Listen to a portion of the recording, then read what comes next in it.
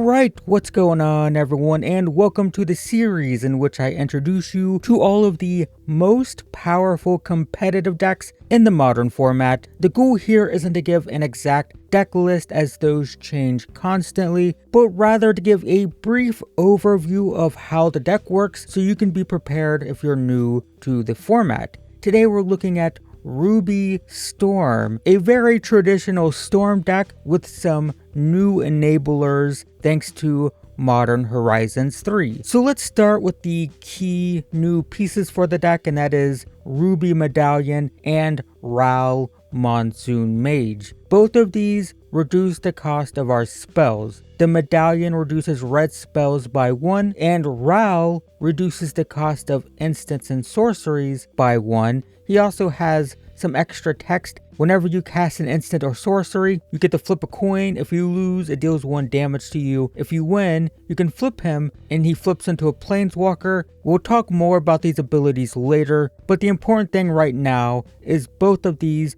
reduce the cost of the rest of your deck by 1 for each one you have, and Ruby Medallion notably isn't legendary. So let's talk about rituals. Pyretic Ritual, Desperate Ritual, Manamorphose, all of these just add mana. Pyretic is 2 mana for 3, Desperate Ritual is 2 mana for 3, but has splice onto Arcane, meaning if you have more than 1 copy, you can splice them onto each other. And then Manamorphose is 2 mana to add 2 and draw a card, which sounds like you're breaking even, but remember that if you reduce this by 1, say with the Ruby Medallion, then it's 1 mana to add 2 and draw. And that's true for all of these, right? The first 2 become Dark Rituals if you reduce the cost. So the idea is reduce the cost of these and add a ton of mana. But what are we spending the mana on? Well, that would be Reckless Impulse, Ren's Resolve, and Glimpse the Impossible. The first 2 are functionally identical. Exile the top 2 cards of your library,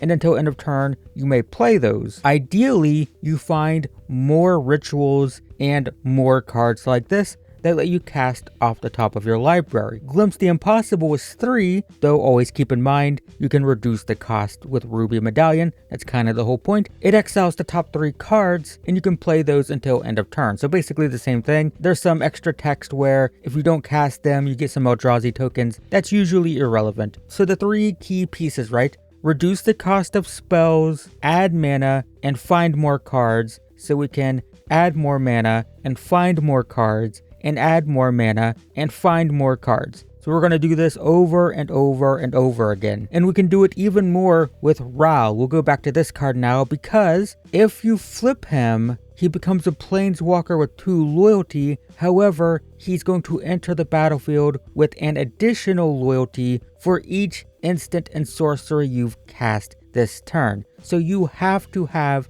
a storm count of 6, specifically with instants and sorceries, before you flip him. Fortunately, the front side is a may, so you can choose not to flip and continue to take damage until you've cast 6. That way you can flip him and immediately -8, which is exile the top 8 cards of your library. You may cast instants and sorceries from among them without paying their mana cost. So that's a full hand, more than a full hand, 8 cards where you're just going to find more rituals and more Reckless Impulse types of cards to find more cards and to make more mana. And to emphasize this even further is Past in Flames. It costs 4, but once again, you're hoping to have that cost reduced, and each instant and sorcery in your graveyard gains flashback, where the flashback cost is equal to its mana cost. Now, notably, if you read the reminder text on flashback here, flashback says you may cast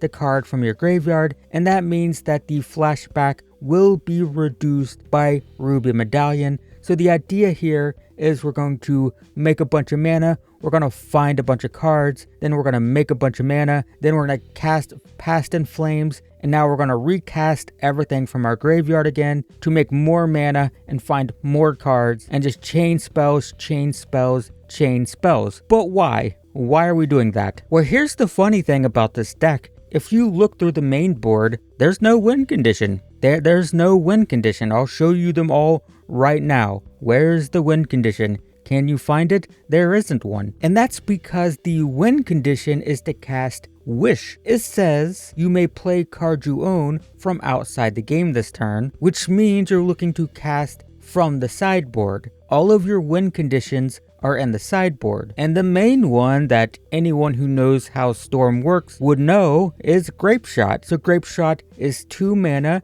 deal 1 damage to target creature or player, but it has Storm. So when you play it, you copy it for each spell played before it this turn. So if you played, say, 19 spells, which doesn't seem so hard now that we've looked at the deck, this is gonna copy itself 19 times, resulting in 20 damage. So you only need to play 19 spells in a turn, except not really, because remember that there's Past in Flames. If you have just 9 spells played but a Past in Flames in hand, you can cast this, it's 1 damage plus 9 copies, which is 10. Then you cast Past in Flames, recast Grape Shot from the graveyard, and that ends the game. If you can't win with Grape Shot, maybe the opponent has Hexproof or something, there's Empty the Warrens. It's 4 mana, and you make 2 1/1. So once again, you don't need 20 spells. Just a storm count of 10 results in 21 ones. And there's also Alchemist Gambit, which will let you take an extra turn. If you don't cleave it, then you lose at the beginning of that turn's end step, but that's usually not relevant. So the idea is you make 20. You probably want more than 20 because the opponent might have blockers, but you make 20 to 30 goblins, you take an extra turn, then you swing with them, and that just does it. That's basically how Storm works. You storm through your entire deck, then you win with Grape Shot or Empty the Warrens. There are other cards you will sometimes see. These are much rarer, but there are like Thassa's Oracle builds that will just auto win by chaining through their entire deck. Some decks will play 1 copy of this, because bear in mind, you can add blue mana with Manamorphose, and if your opponent takes out your other win conditions, maybe they counter them, maybe they somehow wipe out your creatures before you can attack, you have a third opportunity to win by chaining through your entire deck. You'll also sometimes see stuff like Unstable Amulet, Valakut Awakening, Strike It Rich. The first will deal 1 damage each time you cast a spell, which hasn't been as popular recently, but still can be played sometimes. The Awakening is just another filterer, also doubles as a land. Strike It Rich is basically just a free storm card, costs 1 mana, makes a treasure, so it's a free way to increase your storm count by 1. You will also sometimes see other spell reducers. These are uncommon, but you'll see them sometimes. But regardless, the basic idea of this, if you're either playing it or playing against it,